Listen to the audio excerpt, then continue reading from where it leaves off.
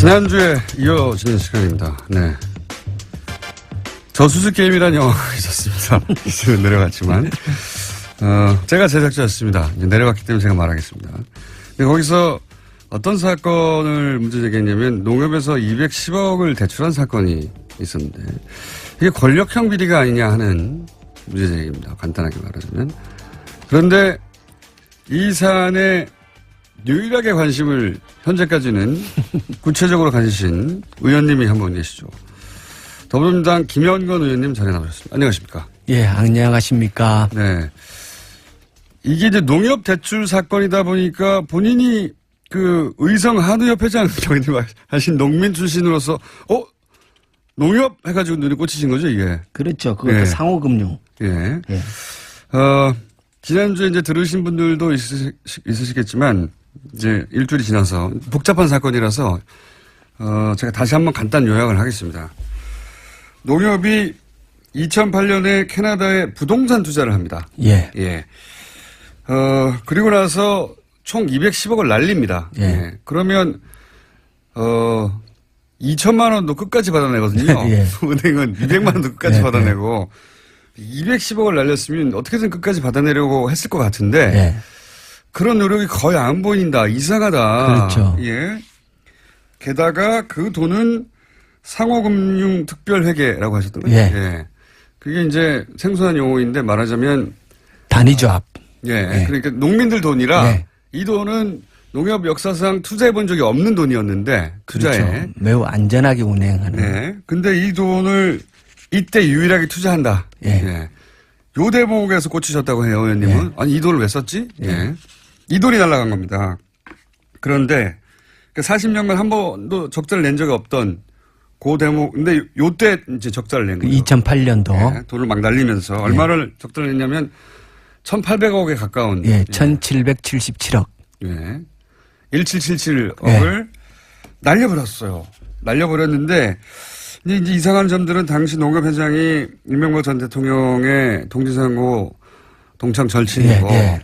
그리고 또 대출하는 과정에서 사실은 그 박석배라는 사람의 이름으로 대표가 돼서 대출이 그렇죠. 됐는데. 그 국내 법인. 네. 근데 그 법인은 대출 직전에 만들어진 거예요. 예. 게다가 박석배 씨는 사업을 해본 적이 없는 사람이고요. 예. 현재 행불 상태입니다. 예. 예. 캐나다 교민이었죠. 그리고 제보가 있기를 중간에 예. 이 대출 과정에 이명박 전 대통령의 친인척이 연루됐다고 하는 입증할 수는 없습니다. 현재 제보는 그런 제보가 있었고 여러 건이 있었죠. 예. 그래서 입증이 안 됐기 때문에 누구라고 말씀드릴 수는 없지만 굉장히 가까운 예. 매우 가까운 들으시면 금방 떠오를 이름이 거론됩니다. 여기서. 그리고 나서 이 모든 피해 이후에도 소송이 없다. 이런 의문점들이 있었던 사건. 그리고 소송을 하려고 보니까 서류도 없다. 소송하려면. 그러니까 당시에 만들어진 서류도 없더라. 매우 이상한 사건이죠. 그러면서 이제 그 지난주에는 무슨 말씀을 하셨냐면 210억을 대출했으면 예. 아니 뭐 2억짜리를 대출해서 담보를 아파트를 잡거나 하는데 210억이면 아파트를 100채를 잡아야 되는 거죠. 2억짜리 아파트. 그리고 담보를 잡아야 될 것 같은데 이 담보를 제대로 잡질 않았다 이게 도대체가. 그렇죠. 예. 그리고 그 수익이 발생하면 농협이 가져와야 되는데 그 수익을 받을 사람이 농협으로 안 돼 있더라. 저 수익증권의 그 담보권자가 예. 농협이어야 하는데 농협이 안 돼 있더라. 캐나다의 현지 그 개발 법인 대표 예. 앞으로 되어 있었던 거죠. 그러니까요. 예. 그 수익을 농협이 가져와야 투자한 이유가 발생하는 거 아닙니까? 예. 수익을 얻으려고 한 건데 그 개발 수익은 농협이 아니라 이런 제가 일을 하고 주시는 거 돈을 가져가는 거죠. 하여튼 그런 이상한 일이 발생했다. 예. 요약하자면 자 오늘부터 할 얘기는 또 뭡니까? 자 앞으로 우선 17분간 본론에 들어가기 전에 지난번에 이제 MB가 들어와서 농업과 관련된 했는 일 중에 그 농협을 주식회사 체제로 바꿨다. 그러니까요. 이게 앞으로 농협의 대재앙이 될 거다라는 말씀을 하나 드렸는데 그 일 말고 또 MB가 했는 일이 하나 더 있어요. 뭐냐 그러면 GMO, 예. GMO 식용 GMO를 본격적으로 유전자 변형을 수입하기 시작한 게 MB입니다. 그 이전에는 식용 GMO 곡물을 우리나라가 수입한 적이 없어요. 2008년도 3월에 수입 결정을 하고 2008년도 5월부터 GMO 옥수수가 들어오기 시작을 해서 지금은 1년에 연 1,000만 톤 가량의 GMO 곡물이 대한민국으로 들어옵니다. 1,000만 톤이 어느 정도 양이냐면 우리나라에서 1년 생산하는 쌀의 총량이 400만 톤입니다. 그런데 1,000만 톤 가량의 곡물을 GMO 곡물을 우리나라가 수입하는 나라가 되었고 전 세계에서 가장 많이 수입하는 나라 중에 하나죠. 그중에 200만 톤은 식용으로 쓰고 네. 그러니까 우리나라가 완전히 GMO 곡물의 세상으로 만들어진 게 네. MB부터 그렇게 된 겁니다. 훌륭한 일을 많이 하셨네요. 정말 일을 많이 했습니다. 부지런한 분이다 보니까. 예. 자, 오늘 진도 나갈 부분은 뭡니까? 예, 오늘은 그러니까 이제 우리가 이제 캐나다 토론토의 이 대출 사건을 보면서 예. 두 가지 이것뿐만 아니라 다양한 그 대출의 농협이 이런 유사한 일을 또 딴 데서 하지 않았을까? 이상한 일도 많이 했다라는 사실을 그게 하나의 측면이 있고요. 예. 또 하나는 왜 하필이면 요 캐나다 건을 주목하느냐 그러면 네. 요것을 잘 살펴보면은 네. 진짜 이게 MB가 관련이 있는 건지 예. 없는 건지를 확인해 볼 수 있다. 제 주장이 그겁니다. 예. 액수가 210억이면 물론 210억이 작은 돈이 아닙니다. 예. 하지만 자원 얘기가 막 조 단위로 나오고 있거든요. 그렇죠. 근데 왜 210억이라고 하는 작은 규모의 이 대출 사기 사건에 관심을 가지느냐. 요 사건을 잘 들여다보면 요 사건이 이명박 전 대통령하고 관련이 만약에 있다면 아 이렇게 했구나 하는 구조가 나오는 겁니다. 예. 저는 처음에 그게 안 보였어요. 안 보이셨구나. 안 보였는데 제가 왜 관심 가지겠어요. 요 돈이 사라지는 은행이 있지 않습니까? 요 돈이 사라지는 은행이 자원외교 때 등장한 은행하고 똑같은 은행이에요. 계속해서. 그러니까 이게 이제 나눠서 얘기를 하면요. 210억이 가면서 160억 원은 수익증권으로 가고 나머지 돈이 이자 몫으로 국내에 남아요. 남는데 그 돈을 빌려줬으니까 이자도 받아야 되고 원금도 나중에 상환을 해야 되고 하는 그 통장을 개발업체와 그 농협이 함께 개설을 합니다. 우리 그 생각해 보시면 우리가 뭐 아파트 남매력으로 대출 받으면 통장에다 계속 돈 넣지 않습니까? 그렇죠. 대출금 상환하지 않습니까? 그런 통장을 만들었다는 그렇죠. 거죠. 돈을 주고받는 통장을 만드는데 그 통장을 4개를 만듭니다. 외환은행 통장이고 2개는 원화 통장이고 2개는 미화 통장으로 만듭니다. 이 4개의 통장을 통해서 농협이 210억을 대출을 해줬다가 60억은 이자로 받아요. 그러니까 돈이 오고 가고 했던 게 많은 거죠. 그러면 이 4개의 통장을 농협이 질권 설정이라는 걸 해요. 통장을 함께 개설을 하는데 자물쇠는 농협이 갖고 있는 거죠. 간단하게 표현하면 농협만 인출을 할 수 있게. 농협만 인출할 수 있고. 왜냐하면 그건 농협 돈이니까요. 그렇죠. 농협이 그 통장을 통해서 결국은 대출해준 돈의 이자와 원금을 회수해야 되는 거니까. 그렇죠. 그런데 이게 돈이 왔다 갔다 하는데 농협이 그 자물쇠를 어느 순간에 풀어놓습니다. 이 영화에서도 다루는데 엄청나게 이상한 일입니다. 근데 제가 알아보니까 그건 있을 수 없는 일이라 그래요. 당연하죠. 엄청나게 이상한 일입니다. 그거를 잠궈놔야 남이 못 가져가잖아요. 그걸 풀어놓습니다. 그러니까 그 열쇠는 농협이 갖고 있어야 되는 거예요. 농협이 갖고 있어야 되는데 그 중간에 이 열쇠 관리를 허술하게 함으로 인해 갖고 농협은 37억의 추가 손실을 거기서 또 봅니다. 요거를 뽑아가죠.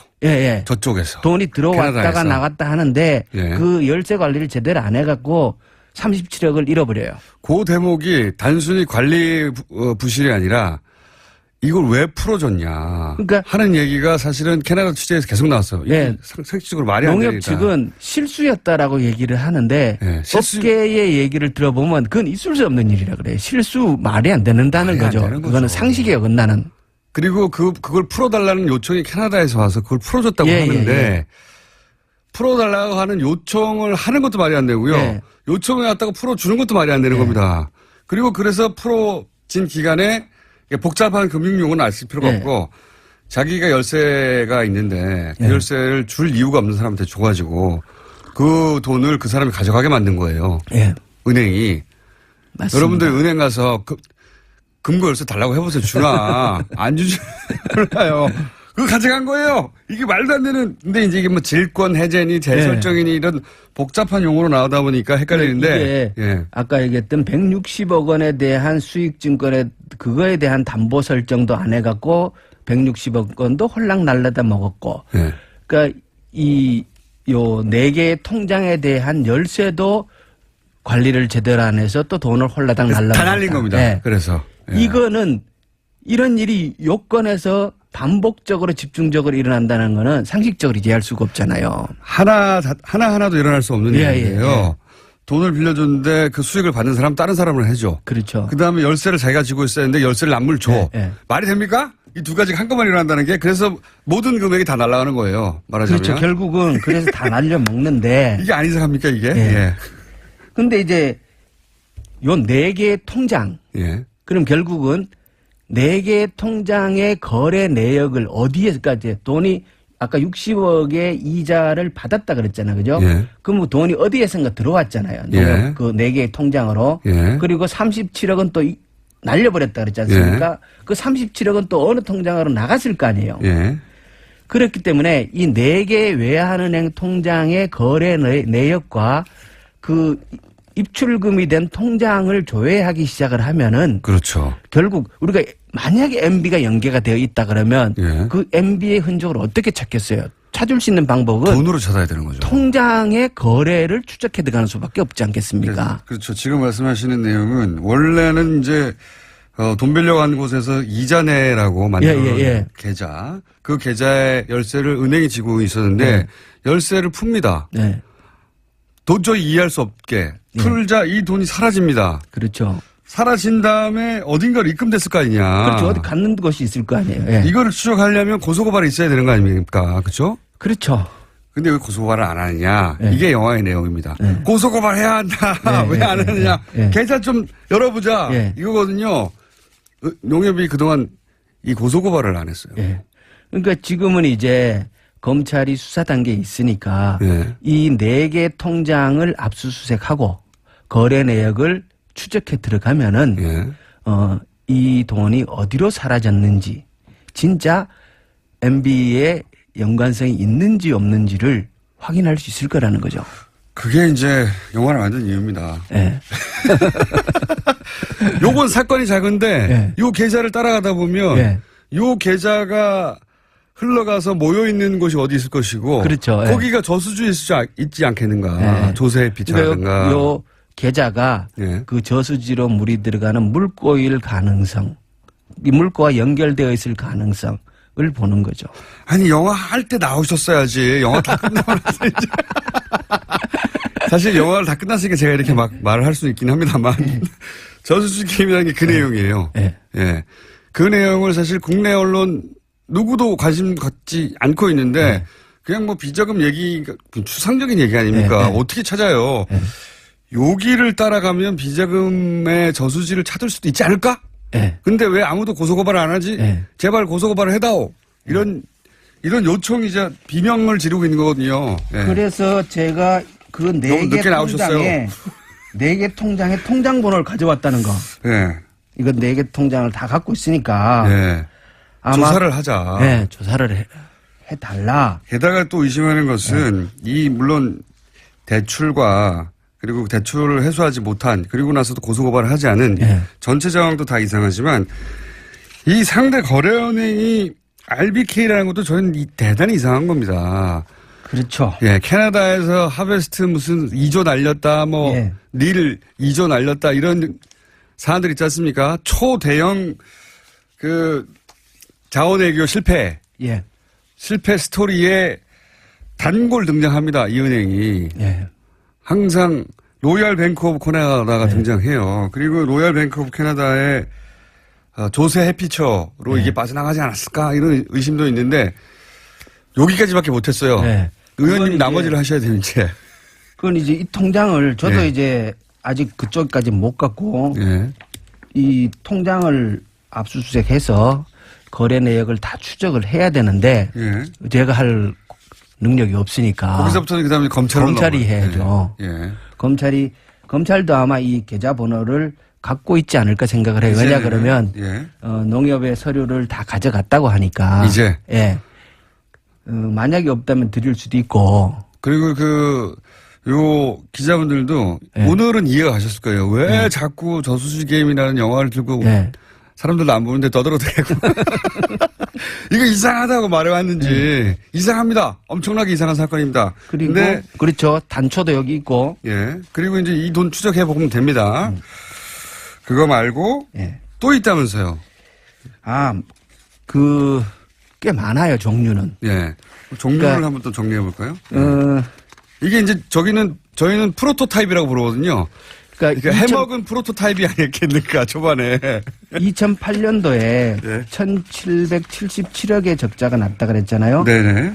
그런데 해마다 이제 상호금융 돈을 가지고 하고 그 돈을 가지고 단위조합 지역 시골의 농협에게 이자를 정산을 해주고 나중에 추가 정산을 또 해줍니다. 왜냐 그러면 이 돈이 그 시골 농협들의 운영하는데 굉장히 소중한 돈이기 때문에. 근데 그 해에는 매해 해주던 1,200억 정도의 추가 정산도 안 해줬어요. 이 범죄도 같은 범죄도 똑같은 돈이어도 굉장히 악질적인 범죄입니다. 이게 그 돈을 빼먹었다는 게. 그렇죠. 그러면 1,777억의 적자와 그거 안 해준 것 그리고 보통 이제 회계는 당년의 손실을 다 반영시키지 않는다고 그러거든요. 그런 것까지 치면은 대략 한 4천억 내지 5천억 정도의 그의 손실이 남는 게 아닌가 이렇게 추산을 해요. 그럼 많이 대먹어요. 서브프라임 그 모기지 사태가 있긴 했지만 이건 너무 큰 금액이다. 이것을 다 살펴봐야 되지 않겠는가라는 생각을 하는데요. 2008년도 작년에만 해도 그 발리 투자해가지고 그거는 이 건은 캐나다 토론토 사건의 담당자가 같은 사람이 한 거예요. 그래서 거기서 61억 날려먹은 것도 있고요. 또 발리의 다른 건인데 40억 원을 또 날려먹은 게 있어요. 그런데 이 사람은 이분이 자살한 분 아닙니까? 맞습니다. 나중에 40억 원밖에 안 날렸는데. 진짜 저수지에 변사체를 발견이 돼요. 그렇죠. 유가족은 자살할 이유가 없다고 아직도 얘기하고 있는데. 이분은 그렇죠. 이게 40억을 손실 본 건데 그 당시에 가장 적은 손실 액수에 해당됐어요. 그때 왜 그 210억을 날려먹은 사람의 징계가 안 됐느냐라고 얘기를 했을 때 뭐 그 당시 그때 분위기상 흔히 손실이 발생했다. 그래서 특별하게 징계를 서두르지 않았다. 뭐 이렇게 얘기를 했거든요. 그러면 40억은 왜 변사체로 발견되냐는 거예요. 그러니까요.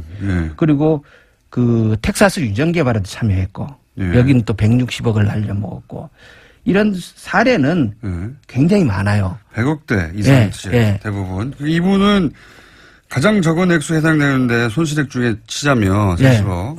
근데 이분이 자살했습니다. 그래서 굉장히 의혹을 가지고 있습니다. 이 자살건도 좀 석연치 않은 구석이 있죠. 네, 있습니다. 근데 이게 이제 워낙 종류는 많고 근데 금융이라는 게 또 뭐 손실 보는 것도 다반사한 일이긴 하니까. 맞습니다. 거기에 이 사건의 어려운 점이 있습니다. 국내에서는 투자 실패였어요. 사안이. 캐나다에서는 분양 사기였어요. 둘 사이에 아무런 연결고리가 안 보이는 겁니다. 이 자세히 들여다보지 않으면. 그래서 이제 각각의 나라에서 각각의 방식으로 처리가 됐지 둘 사이에 어떤 권력형 비리의 냄새를 맡기는 굉장히 어려웠어요. 근데 이렇게 연결해 놓고 보니까 그 점을 이용했다. 네.